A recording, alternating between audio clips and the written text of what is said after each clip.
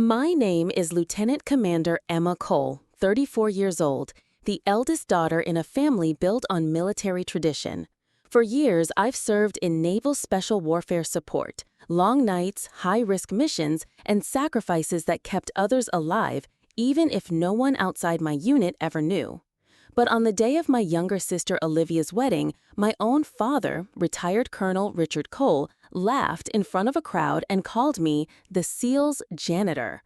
The words landed like a punch, stealing the air from the perfect Charleston afternoon and reminding me in one sharp moment that in his eyes, all my service, all my sacrifices still didn't count. The white tents rippled gently in the Charleston breeze, their edges catching glints of late afternoon sun. Spanish moss swayed from the oaks like a slow waltz, and somewhere beneath the awning, a jazz quartet warmed up, their soft brass notes drifting through the air. Guests milled across the manicured lawn, champagne flutes in hand, laughter weaving with the rustle of silk gowns. It should have been perfect. I had flown in from Coronado the night before, still shaking off the rhythm of base life, pre-dawn PT, briefing rooms, the low hum of servers in the ops wing. My dress whites, pressed so sharp they could cut, drew more than a few double takes as I crossed the reception space. Olivia, my younger sister and the bride, had insisted I wear them. "It'll look badass," she'd said, and I'd agreed, thinking it was a small way to make her day brighter. But standing there, balancing a glass of sparkling water, I heard it. My father's voice, loud, commanding, the kind of tone that used to call entire barracks to attention. He was holding court near the open bar, surrounded by a half-circle of men in tailored suits. I recognized the laugh first, that theatrical bark he used when he was performing for an audience. Then came the line, crisp enough to slice through the music. "She's the SEAL's janitor." The group chuckled, some politely, others with genuine amusement. My eyes met a few curious glances before they flicked away, the unspoken verdict already written. I forced the kind of tight, practiced smile you learn in the service when someone underestimates you in a briefing room. My chest tightened, but my posture didn't shift an inch. It wasn't the first time he'd said it. But here, in the middle of Olivia's wedding, with white flowers arching over the aisle and her laughter ringing across the tent, the sting was different, sharper, colder. I thought of the years I'd spent earning the right to wear this uniform, the training, the missed holidays, the nights tracking assets in hostile waters while others slept. None of that mattered in his story. In his version, I mopped floors and fetched coffee. I set my glass down, the condensation leaving a small ring on the linen tablecloth, and drew a slow breath. This was Olivia's day, not mine. I could swallow the insult one more time if it meant keeping the peace. But even as I moved toward a group of cousins waving me over, a flicker of unease settled in my gut, an instinct honed over years in uniform. Something about tonight felt loaded. Growing up in the Cole household meant living under a set of rules as rigid as the creases in my father's uniforms. Colonel Richard Cole was a career Army officer who believed the military wasn't just a job, it was the only true measure of character.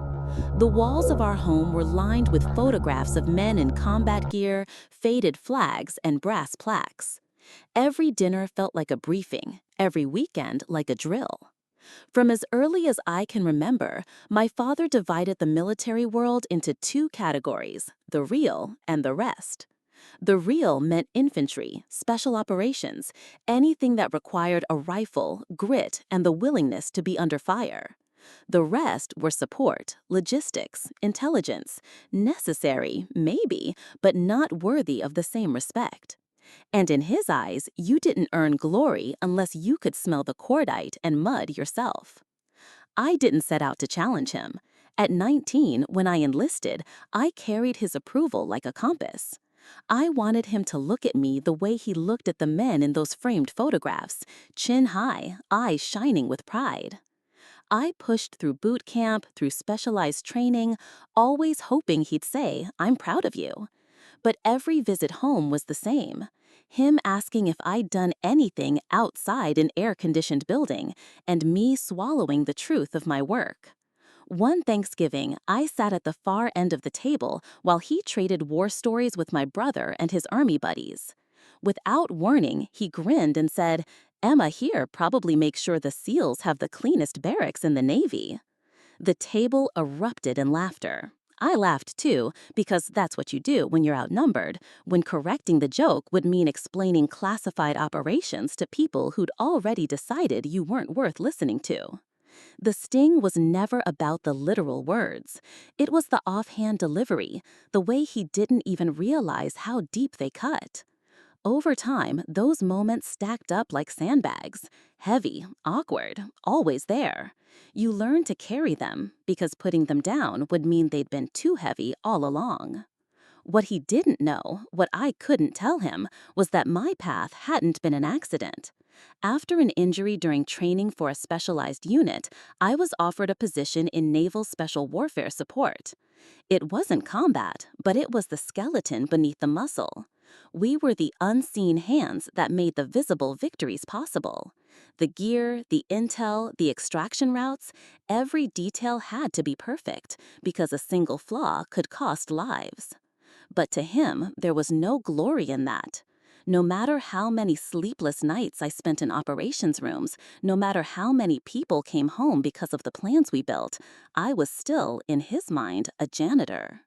By the time Olivia's wedding arrived, I had stopped expecting him to change his mind. I'd stopped waiting for that moment when he'd see me for who I was, instead of the job title he twisted into a punchline. Still, a part of me, small, stubborn, wished he could understand.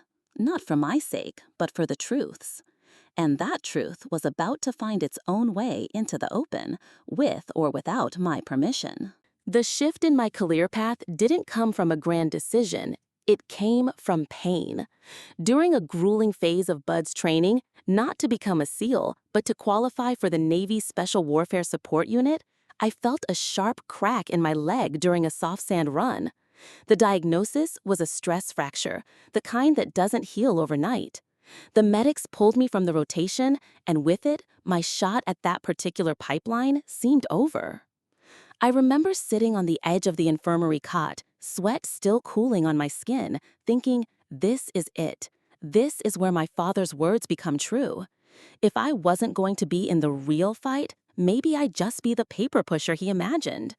But a week later, a commander I respected pulled me aside and told me, "You're not done. You're just taking a different door." That different door led me into the elite logistical command that supports SEAL teams around the globe. It wasn't the kind of job that made headlines, but it was the kind of job that made sure the headline-worthy missions actually succeeded. My world became one of encrypted comms, secure supply lines, and contingency planning so detailed we accounted for the angle of the moonlight over a target zone. The work was relentless. Sometimes we had 48 hours to move specialized equipment halfway across the world without attracting the wrong eyes. Sometimes we had to coordinate with allied forces under layers of bureaucracy and still keep the operation invisible. I learned to pull favors, bend red tape without breaking it, and think 10 moves ahead. In that role, I became part of the ghosts behind the ghosts. We were the ones making sure the operators had the right gear, the right intel, and the clean way out. We never asked for credit because credit could compromise the mission. Still, every time I came home, my father's questions cut the same way. "Do you ever do anything outside an office?" I stopped trying to explain. How could I? The most important things I'd done couldn't be shared in living rooms over coffee. To him, my job didn't count because it didn't involve a weapon in my hand. But to the people who'd been pulled out of hostile territory alive, it counted for everything. I didn't know it yet, but one mission in particular would prove just how much. And 2 years later, on the night of Olivia's wedding, that mission would come crashing into the open in a way I never expected. 2 years before Olivia's wedding, I was stationed with a joint task force operating somewhere in the Pacific, a place where the air smelled of diesel and salt, and the clock meant nothing because we worked in 20-hour rotations. That spring, an urgent brief hit our encrypted channels. 2 Navy SEALs had gone missing in the South China Sea during what was supposed to be a low-visibility reconnaissance patrol. Intelligence suggested they'd been captured and were being held in a small fishing village with known militia ties. Time was already against us. Every hour in captivity narrowed the chance of bringing them home alive. I wasn't part of the team kicking down doors, but I was the one making sure they could get in, get out, and disappear without a trace. That meant solving 4 major problems in less than 48 hours. The first was insertion. We needed an unmarked vessel capable of hugging the coastline without pinging on Chinese radar. The craft had to look like it belonged there, a working boat, not a warship. I called in a favor from an old contact in the Philippines who knew a captain with a reliable hull and no questions asked. By the time the ink dried on the forged paperwork, the vessel was already en route to a staging point. The second problem was aerial support. Our recon drone needed refueling mid-flight without triggering the surveillance networks blanketing the region. I coordinated a shadow rendezvous with a friendly nation's patrol, slipping it into their schedule like an unnoticed stitch in a tapestry. It wasn't just about getting fuel, it was about doing it in a way that looked, on paper, like nothing had happened. The third problem was communication. We couldn't risk our encrypted traffic being flagged by local monitoring, so we disguised mission chatter as harmless exchanges between fishing boats, catch sizes, market prices, the weather. I spent half the night in a dim server room, mapping out the conversation in advance, so every real update was hidden inside a line about squid harvests or shifting tides. And the last problem, the one that kept me pacing, was the weather. Typhoon warnings was spreading across the region, threatening to scrub the mission. Half the command wanted to abort, but storms cut both ways. The same winds and rain that endangered our route could also shield it. I greenlit the plan, gambling that the storm would hide our movements better than any stealth tech. On the night of the operation, rain hammered the corrugated roof of the control shack, each gust rattling the loose shutters like a warning. My headset filled with bursts of coded chatter. The insertion team made landfall under a shroud of rain, slipping through narrow inlets that would have been impassable without the storm surge. Hours later, their call came through, package secure. The words dropped into my ears like an anchor into deep water. I allowed myself one breath, deep, steady, before snapping back into motion. Extraction harnesses deployed, medical kits in use, coordinates locked. Minutes later, the team was gone, swallowed again by the typhoon, leaving nothing but a few churned wakes in the black water. By dawn, they were back at a secure location. The SEALs were exhausted, banged up, but alive. One of them clasped my hand in the hangar and said quietly, "We wouldn't be here without you." I nodded because there wasn't anything else to say that wouldn't sound too small for the moment. The official report was 3 pages long. My name appeared once, buried in the list of logistics officers. The mission was logged, the files locked, and the world moved on. 2 weeks later, I was sitting in my father's kitchen while he asked if I'd done anything interesting lately. I told him no. That's the thing about this job. You measure your victories in lives saved, not headlines earned. And the only people who truly understand are the ones who've been there with you in the quiet, unseen hours. I thought that mission would stay in the dark forever. I didn't know it would one day light up an entire wedding tent. Back in the present, the wedding tent glowed in warm gold light, the air humming with clinking glassware and the low murmur of polite conversation. Olivia's laughter floated above it all, pure and untroubled, a reminder of why I'd promised myself not to let anything ruin this night. But my father's voice kept cutting through the music like static, booming, confident, always carrying just far enough for me to catch the edge of his words. More than once, I heard the familiar terms: real soldiers, front lines, paper pushers. The group around him shifted throughout the evening, old army friends, uncles, neighbors from back home. But the script stayed the same. Each time I passed within earshot, I felt the weight of eyes following me. Some were curious, others politely amused, and a few held that subtle look people give when they've already been told who you are and what you're worth. I kept my smile measured, my steps steady, every movement deliberate, as if maintaining formation under inspection. At the head table, I tried to focus on my plate, but the laughter from the bar carried too easily. The sting was sharper because I couldn't correct the record. I couldn't tell these people about the nights I'd gone without sleep, about the storm and the rescue, about the men who'd walked back into their families' arms because of a plan I'd greenlit. The silence wasn't weakness, it was the cost of the oath I'd taken. Olivia swept by in a swirl of lace, touching my shoulder with a quick smile before moving on to greet more guests. She didn't notice the tightness in my jaw or the way I'd been pushing food around my plate instead of eating it. I glanced toward the bar again, catching my father's profile, his easy grin as he held a champagne flute in one hand and gestured broadly with the other. He looked perfectly at home here, surrounded by people who accepted his version of things without question. In the Navy, I learned to let underestimation work in my favor. But tonight wasn't a mission. Tonight was personal.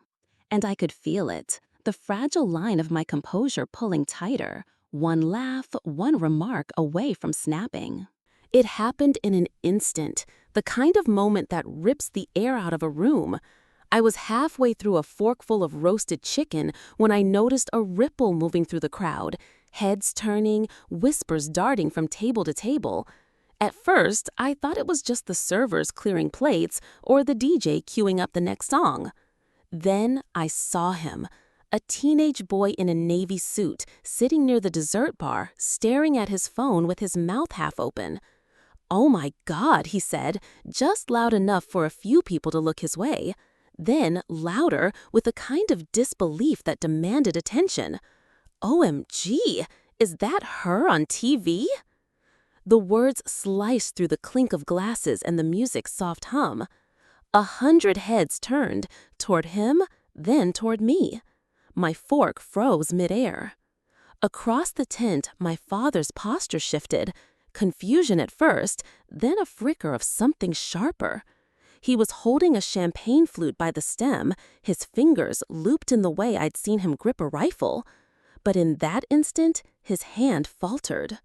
The phone began its slow migration from table to table, each guest leaning in to see the glowing rectangle. And there I was. Not in my seat at the wedding, but standing on a stage beneath the Pentagon seal, rows of medals on my dress whites, a citation being read aloud. The chyron along the bottom announced, "Navy officer honored for distinguished service in classified joint operations." My recorded voice filled the tent in miniature through the phone's tinny speaker. This award is not mine alone. It belongs to the team who stood watch when others slept, who carried the weight when others could not, and who brought our people home. The glass slipped from my father's hand. It hit the wooden floor and shattered, champagne pooling around the shards, fizzing in the stunned silence. No one moved. No one spoke. The music cut off somewhere behind me, and all I could hear was the faint pop of bubbles from the spilled drink. My father's eyes were locked on me, and for the first time, I saw uncertainty there, like he'd stumbled into a map he no longer recognized. I didn't stand or wave or try to explain. I let the truth hang there, visible for everyone to see. Well, staying in shape is a holistic approach to being healthy, so the foundation would be nutrition, eating good foods, making sure you're getting what your body needs on a daily basis. Every gaze in the tent shifted to me. Relatives I hadn't seen in years, old neighbors, strangers in rented tuxedos, all watching, waiting. I rose slowly, the chair legs scraping against the polished floor. "It's me," I said, my voice steady despite the pulse hammering in my ears. I crossed to the nearest table, where the phone still replayed the video. Seeing myself on that Pentagon stage felt surreal, like watching someone else entirely, someone lit by spotlights instead of fluorescent ops room bulbs. A woman in a floral dress leaned forward, eyes wide. "What did you do?" she asked. I glanced toward my father. He hadn't moved from where the glass had fallen. The shards still glittered on the floor between his shoes. I did my job, I told her simply. And sometimes that job takes you places you can't talk about, places where you make decisions fast and hope you made the right ones. I gave them the barest version: two men stranded in hostile waters, no time to lose, using a storm to mask our approach, getting them out without leaving a trace. I left out the coordinates, the names, the 72 hours without sleep, and the risk of a court-martial if it failed. When I finished, there was a pause. Then movement in the back. An older man in a navy cap stood and gave me a crisp salute. Without thinking, I returned it. Murmurs swept the room, softer now, the kind that carried respect instead of doubt. The wedding MC, microphone in hand, finally found his voice. "Well, I think we've just learned we have someone very special here tonight. Let's raise a glass to Lieutenant Commander Emma Cole." Chairs scraped, glasses lifted, and a ripple of applause rolled through the tent. I caught my father's eyes over the rim of my water glass. No smile, no apology, just something unspoken, heavier than all the years behind us. The reception found its rhythm again, but it was different now. Conversations carried an undercurrent of sidelong glances in my direction. Not the sharp, assessing ones from earlier, but something quieter, more thoughtful. The laughter was softer, as if people were still rearranging the picture they had of me. The father of the groom, a retired Coast Guard officer, made his way over. He leaned close enough that his words wouldn't carry.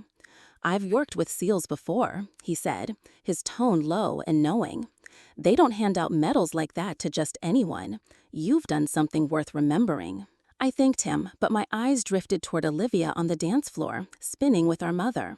Her smile was the same, radiant, untouched by the weight of everything that had just happened. I wondered if she'd heard what Dad said earlier, or if she even cared. Tonight was hers, and I wanted it to stay that way. I stepped outside for air. The night breeze carried the faint tang of salt from the nearby harbor, and the string lights swayed gently above the lawn. That's when I felt a tug at my sleeve.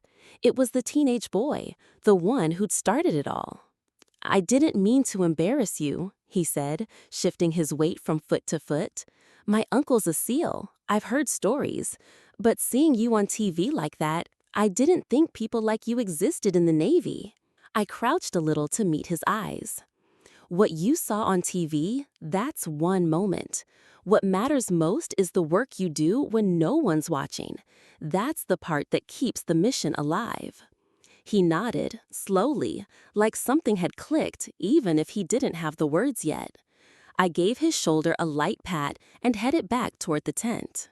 Through the open flap, I spotted my father laughing with one of his old Army friends, the easy grin back on his face. If he felt differently about me now, he wasn't going to say it. Maybe he never would. But as I stepped inside, letting the music and warmth fold around me, I realized I didn't need him to. The mission was never to change him. It was to know without doubt who I am, and I did. If you've ever been underestimated, if you've ever been defined by the smallest thing someone thinks they know about you, remember this: your worth isn't in their words. It's in the work, the courage, and the truth you carry when no one else is looking. Some truths don't need to be shouted to be real. They only need to be lived again and again until they speak for themselves. Emma's story is a reminder that loyalty isn't measured in applause, and courage isn't always found on the front lines. Sometimes it's in the quiet hours when no one is watching, in the decisions made under pressure that will never be printed in headlines.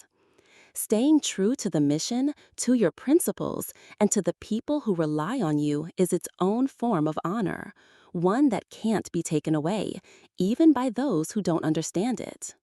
In the face of dismissal and misunderstanding, Emma carried her truth without bitterness, proving that self-worth is not defined by recognition, but by integrity.